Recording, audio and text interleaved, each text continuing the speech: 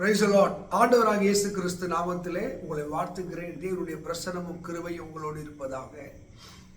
இங்கே அருமையானவர் யோவான் 14:14 என் நாமத்தினாலே எதை கேட்டால் நான் அதை செய்வேன்.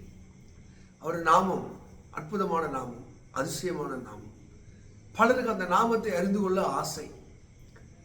ஆண்டவர் மோசேயை பார்த்து சொல்கிறார், என் ஜனங்களை போய் அழைத்து கொண்டு வா, பார்வோனிடத்தில் அற்புதம் செய்யும் போது எப்படி சொன்னா கேட்பாங்க ஜனங்க, இஸ்ரவேல் மக்கள் எப்படி கேட்பாங்க? இருக்கிறவாகவே இருக்கிறேன்னு சொல்லு. போ, இருக்கிறவாக இருக்கிறேன். மறுபடியும் கொஞ்சம் காலம் ஆன பிறகு அவரே சொல்கிறார், யாத்ரா 6:2 என்னுடைய நாமம் யெகோவா அப்படின்னு சொல்கிறார். யெகோவா என்றால் பயங்கரமானவர், புரிந்து கொள்ள முடியாதவர், சர்வ வல்லமை உள்ளவர். இதே நியாயாதிபதி புத்தகம் 13:19 படிக்கும்போது மனோவா கேட்குறான், உங்கள் பேர் என்ன, நாங்கள் எப்படி உங்களை பற்றி சொல்கிறது கேட்கும்போது என்னுடைய நாமம் அதிசயம் என்று சொல்லுகிறார். பிறர் அவங்கவுங்க ஒரு பேர் வைக்கிறாங்க. ஆனால் தேவனே தனக்கு ஒரு பேர் வைத்திருக்கிறார், இம்மானுவேல். தேவன் நம்மோடு. கடவுள் இல்லாத மனுஷனுக்கு, பக்தி இல்லாத மனுஷனுக்கு, யார் தேவன் என்று தெரியாத மனுஷனுக்கு இம்மானுவேல், நான் தான் அறியப்பட்டவர், இருக்கிறவாக இருக்கிறவர், அதிசயமானவர் என்று இம்மானுவேல் மனிதனுக்கு கூட இருக்கக்கூடிய ஒரு தேவன்.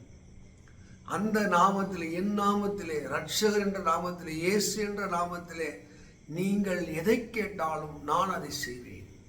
எப்போ அந்த மனிதனுக்கு உரிமை தருகிறார் அவர் நாமத்திலே. நீங்கள் அப்போஸ்தலருடைய 4 நீங்கள் 12 வாசிக்கும் போது அப்போஸ்தலர்கள் முதல்ல அந்த நாமத்தை உபயோகப்படுத்துகிறார்கள்.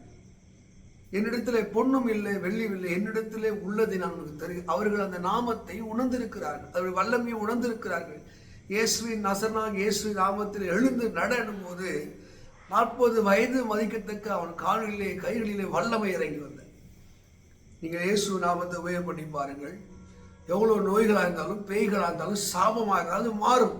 திரும்ப திரும்ப சொல்லி, இயேசுவின் நாமத்திலே இந்த நோய் மாறுவதாக, இந்த கஷ்டங்கள் மாறுவதாக, இந்த பிரச்சனைகள் மாறுவதாக, என் நாமத்தினாலே எதை கேட்ட நான் செய்வேன்.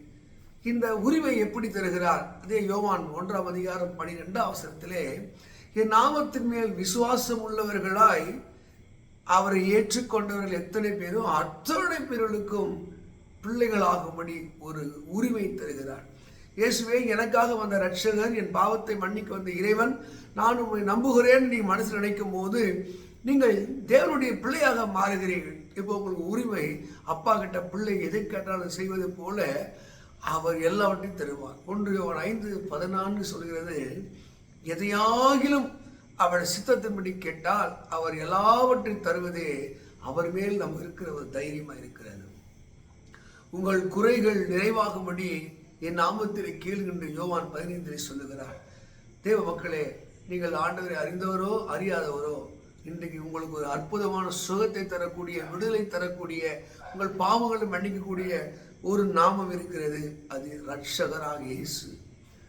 அவர் நாமத்தில் வானோர் உலகத்தோர் பூமியின் கீழானோருடைய முழங்கால்கள் முடங்கமா, அவர் நாமத்துக்கு காத்திருப்பார்களா என்று பிலிப்பின் புத்தகம் அங்கே 2:10 வாசிக்கிறோம்.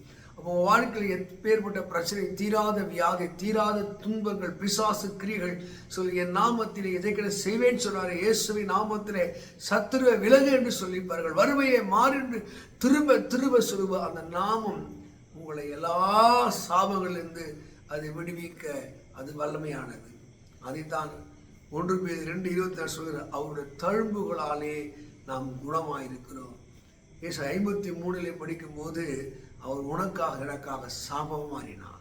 ஒரு வெற்றி தருவதற்கு, ஆசை தருவதற்கு இயேசு ஆயத்தமாக. நீங்க நம்புகின்றால், அவரை ஏற்றுக்கொள்கின்றால், விசுவாசிப்பீர் என்றால், எப்பேற்பட்ட காயத்தோடு, வேதனையோடு, கண்ணீரோடு இருந்தாலும் எல்லாவற்றையும் மாற்றி இன்றைக்கு கேளுங்கள். இயேசுவே உன் நாமத்தில், என் நாமத்திலே பிசாசுகளை துரத்துவீர்கள், என் நாமத்திலே வியாதிகளை சுகமாக்குவீர்கள், என் நாமத்திலே ஆசீர்வதிகள் என்று வாக்கு கொடுத்திருக்கிறார். இன்றைக்கு இயேசு என்ற நாமத்தை எதை கேட்டாலும் செய்வார். ஒருவேளை பிள்ளைகளுக்கு திருமணமாக கேள்வி, இயேசப்பா உன் நாமத்தை கேட்க என் பிள்ளைகளுக்கு திருமணம் ஆகட்டும், நல்ல வேலை இல்லை, இயேசுவே உன் நாமத்தை கேட்க நல்ல வேலையை தான். வீடு கட்டி தடையாக கட்ட முடியல, இயேசுவை நாமத்தின் வீடுகள் கட்டப்படுவதாக சொல்லுங்கள். அவர் நாமத்திலே எதை கேட்டாலும் அதை நமக்கு தருவார். இன்றைக்கு கேளுங்கள், உங்கள் குறைகள் நிறைவாகும்படி இயேசுவின் நாமத்திலே பல அற்புதங்களும் அடையாளங்களும் வாழ்க்கையில் நிறைவேறும்.